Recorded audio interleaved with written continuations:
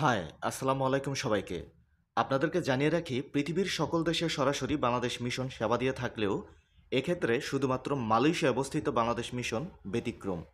তারা সকল ধরনের কনসুলার সেবার দায়িত্ব তুলে দিয়েছে কোনো রকম পূর্ব অভিজ্ঞতা ছাড়া নবজাতক নতুন একটি বেসরকারি কোম্পানির হাতে, এবং এর কোনো বিকল্প পর্যন্ত রাখা হয়নি, যার পুরো নাম এক্সপার্ট সার্ভিসেস কুয়ালালামপুর, সংক্ষেপে বলা হয় ESKL।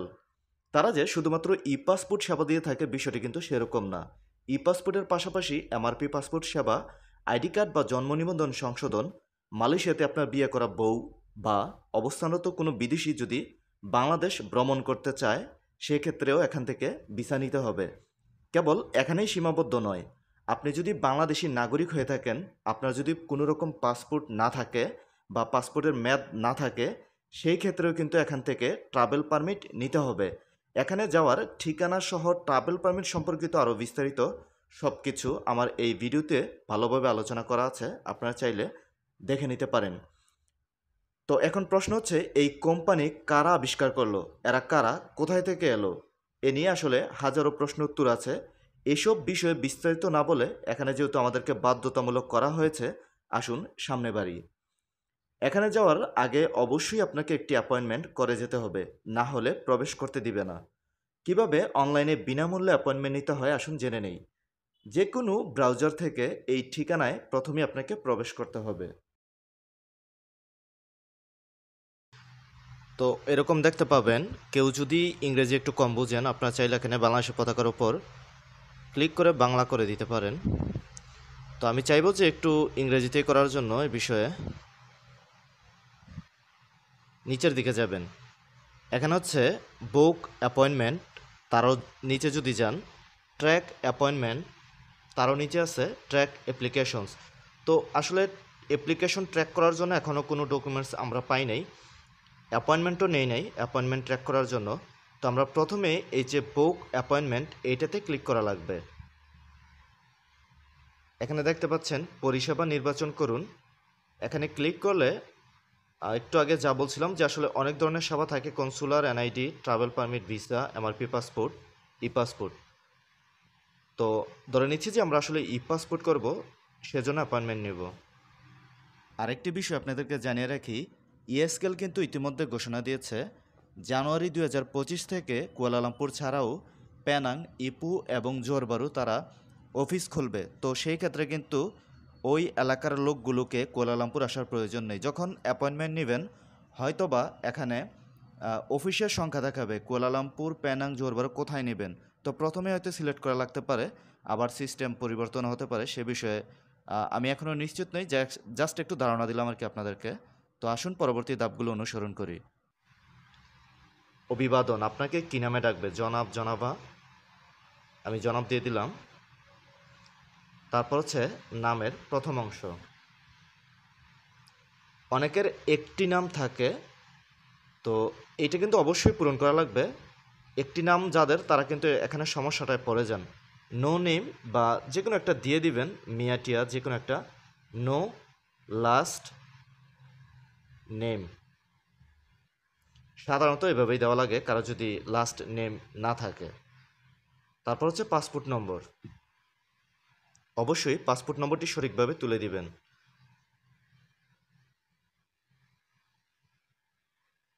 তারপর দেখেন যে জন্ম তারিখ,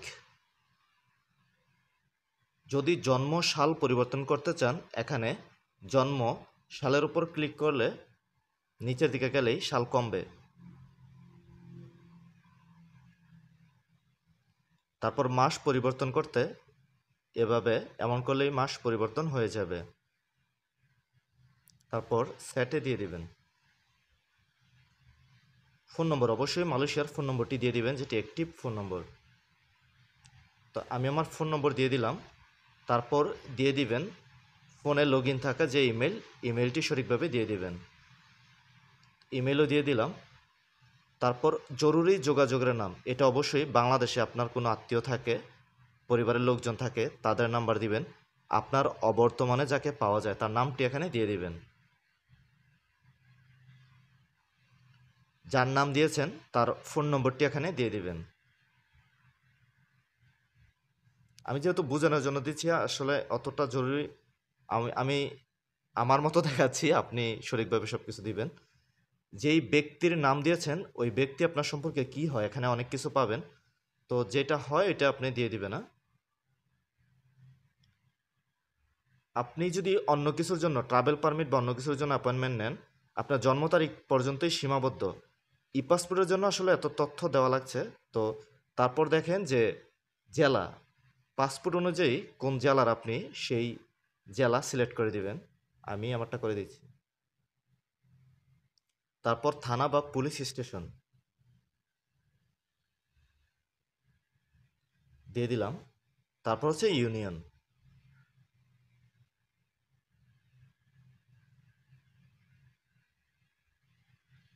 অবশ্যই আপনারটাও পাবেন, সবারটাই অবশ্যই আছে, একটু খোঁজাখুঁজি করলেই পাবেন।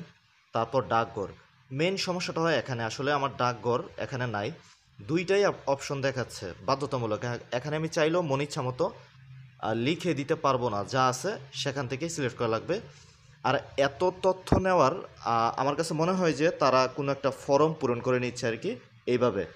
এইটা হয়তো আপনার ই পাসপোর্টে এই ঠিকানা উঠে যেতে পারে, যেটা আমার সন্দেহ, আবার নাও উঠতে পারে।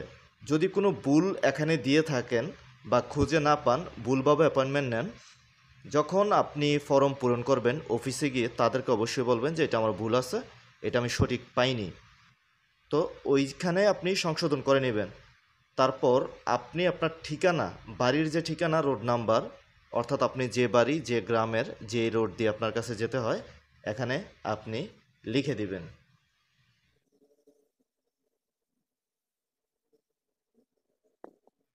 এখন মেইন সমস্যাটা হয় স্লট বা তারিখে গিয়ে।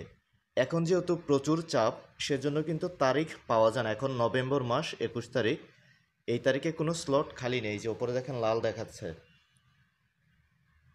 22 তারিখ, তাও তাও খালি নেই, এই যে দেখেন লাল।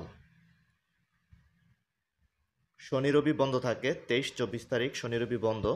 আচ্ছা, আমি দেখি 28 তারিখে পাই কিনা। 28 তারিখ, তাও কিন্তু কোনো স্লট খালি নেই।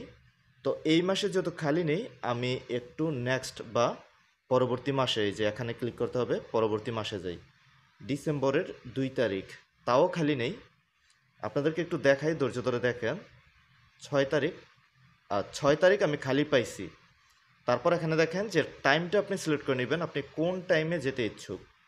এই যে সময়টা সিলেক্ট করে নেবেন।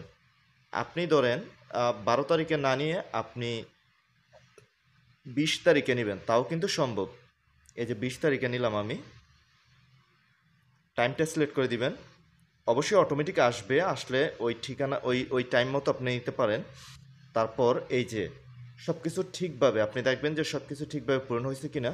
তারপর সেন্ড ওটিপি বা পাঠানে ক্লিক করবেন।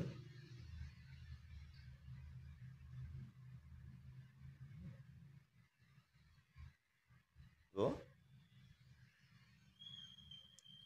দেখেন আমার মোটামুটি সব কিছু হয়ে গেছে। আমি এখন সাবমিটে ক্লিক করব।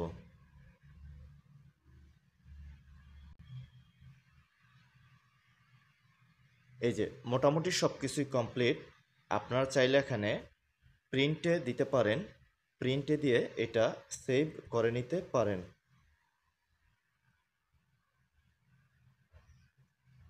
তো দেখলেন এটা কিন্তু আমার সেভ হয়ে গেছে।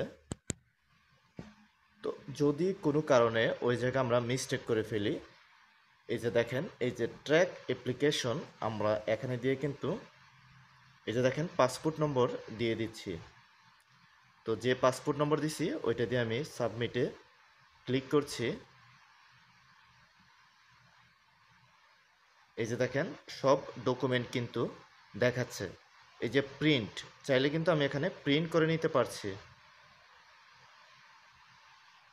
তো এই ছিল আসলে অ্যাপয়েন্টমেন্টের বিষয়। অ্যাপয়েন্টমেন্ট পর্যন্ত কিন্তু শেষ না, এটা কাজ শুরু। একটি পাসপোর্ট করতে হলে কি কি সমস্যার সম্মুখীন হতে হয়, কি কি ডকুমেন্টস ঠিক করা লাগে, ঠিক থাকা লাগে, আর পরিবর্তন হলে ভিসা লাগবে কিনা, এ বিষয়ে কিন্তু ফুল গাইডলাইন নিয়ে পরবর্তী ভিডিও আসছে। তো ওই ভিডিওটা দেখলে আশা করি সহজেই আপনারা আপনাদের ই পাসপোর্ট করতে পারবেন। তো সেই পর্যন্ত সাথেই থাকুন। ধন্যবাদ সবাইকে।